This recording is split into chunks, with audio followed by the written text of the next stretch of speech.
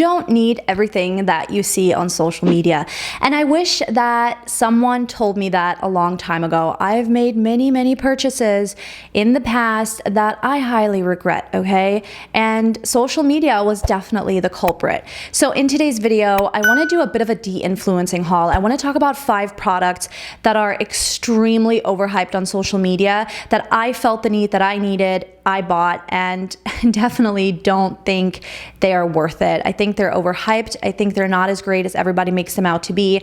And I want to give you guys a little bit of a different perspective on them. So if you have been eyeing any of these products and you've been on the fence, hopefully you find this video helpful. Let's start off with the ever so popular UGG Tess slippers, specifically the ones with the platform.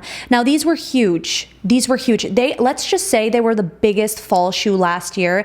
And this year, again, we've seen Instagram influencers push them right around, you know, before fall even hit, and they were like, buy them, they're gonna sell out, you need them, everyone's gonna be wearing them. Here's a big thing with social media. A lot of these things look good for pictures, but they're not very practical for everyday life. So I like to share things that I actually would wear on a daily basis and that I enjoy wearing on a daily basis, rather just showing you guys stuff that looks good in pictures. And these freaking slippers, so I bought them last year. And I will just say this, unless you are a shoe size 6 or 7, you're gonna look like you have a giant hoof for a foot. They're not gonna look flattering. They're not actually that easy to style, let me tell you, because they just make your feet look incredibly massive.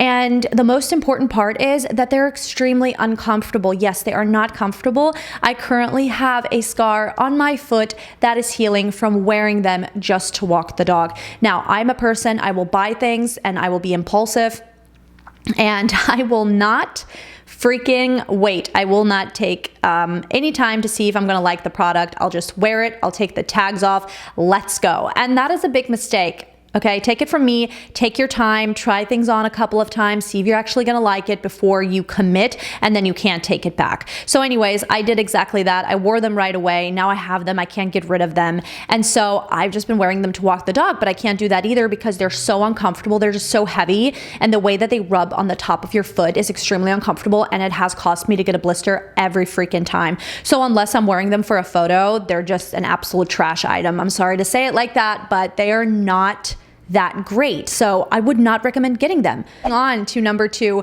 which is a Angeliqueeva bag. I have really come to love the brand. Obviously it's trendy right now. It's becoming very popular. We all know I love a trend. And I went ahead and bought the basket bag that I saw all over social media.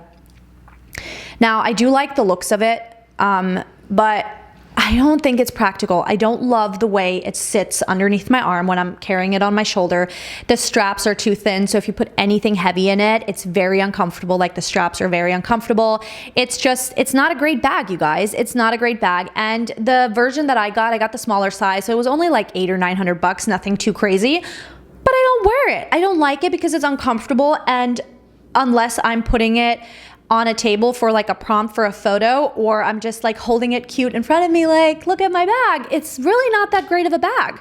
So definitely something that is overhyped. Moving on to number 3, I feel like we're getting a lot of the laser hair removal at home product shoved in our face. I actually talked about one of those hair laser removals probably, I don't know, it's been a couple years for sure, maybe even longer than that. And I had nothing to compare it to, okay? I got that product sent, I tried it out, I thought I liked it, I recommended it, but I'd never gotten professional hair laser removal.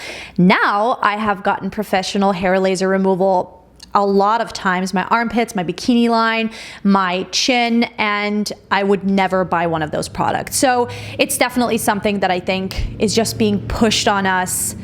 I don't know, it's just a marketing thing. It's not that great. Save your money up and just do the real thing, and you'll be a lot happier. I mean, who really wants to sit at home? If you're gonna take the time to do all this at home, you might as well just shave or wax or something. And especially if you're doing like a larger area, like your legs, no, I don't love it. Moving on to flat tummy tees. Oh my God, the amount of brands that have reached out to me, and I'm like a smaller person here on social media, right?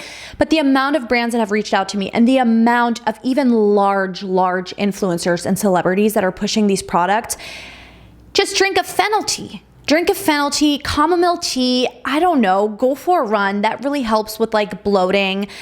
Eat the right things, drink some water. Like, no, like first of all, it's such a play on our insecurities. And second of all, it's just, it doesn't even work. Something that's kind of similar, hair vitamins, hair growing vitamins. I was suckered into them, you guys. My hair. I've had so many problems with my hair. And so I was suckered into taking hair growth vitamins. I took many different ones, right? I'm not going to name all the ones, but really they didn't do anything. Okay, if you're struggling with growing your hair, go get a biotin shot, or I don't know, take maybe some supplements like that. There might be some of those supplements that work, but a lot of people don't know that a lot of these vitamins and things that we're putting into our body, a lot of the times our stomach, like our insides don't even absorb all of it, right? And so when I would take some of these, maybe I would notice my nails growing a little more, but my hair never really grew much more. And horses are like a great example. Okay, it's kind of weird to compare like a horse to you know, a human, but I would buy my horse some of those supplements sometimes. I mean, not the ones for humans, but like hair growth, mane growth, whatever. They have biotin in them, yada, yada. Then mane would never grow. It's genetics, but their hoofs would get so long, and then I would have to like have them shoed more often or have their feet done more often. But so even for myself, like I've never seen or known any of those products to really make a difference with my hair, unfortunately. Okay, last but not least, let's talk about shampoos that are gonna make your hair grow, okay? Hair growing products to put on your head in general. Again, if you don't have the genetics, like it's not going to do anything, okay? If you don't have the genetics and if you have bigger underlying issues, it's not going to work. Like you need to go to your doctor, you need to get some blood work, you need to test your hormones. There are so many other things that you need to check before buying hair shampoos and conditioners that are going to make your hair grow. And again, they were sent to me. I've used them before. I've tried all of this stuff.